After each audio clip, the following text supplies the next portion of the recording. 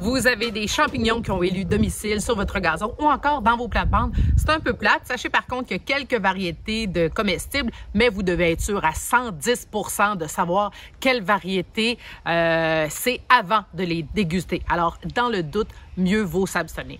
Si les champignons ne vous intéressent pas et que vous voulez vous en débarrasser, il n'y a pas de truc miracle. Il faut d'abord comprendre pourquoi vous avez des champignons dans votre gazon.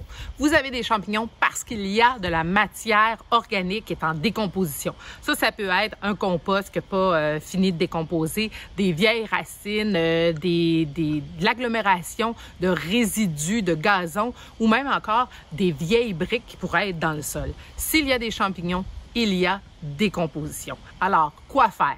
J'ai pas de remède miracle pour vous. Ce qu'il faut faire, si vous n'aimez pas ça, c'est vraiment retirer les débris qui sont en train de se décomposer. Donc, vous prenez une pelle, vous allez vraiment essayer tout simplement de retirer le plus de terre possible avec les champignons, mais le mycélium reste profondément dans le sol. Sérieusement, ce qui est le plus simple à faire si vous n'aimez vraiment pas la présence des champignons, c'est de passer la tondeuse dessus ou de leur donner un petit coup de pied. Et là, vous allez me dire, oui, mais Mélanie, si je donne un coup de pied, je vais diffuser les spores et l'année prochaine, je vais en avoir encore plus. C'est vraiment pas le cas. Les semences de champignons sont quand même un petit peu plus difficiles que ça à transmettre un petit peu partout. Donc, n'ayez crainte, ça ne se produira pas dans vos plates-bandes.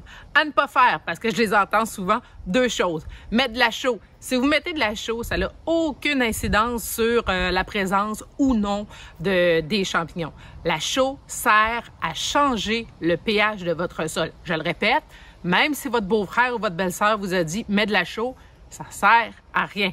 Deuxième chose, allez acheter des fongicides en centre jardin et vaporiser ça sur le terrain.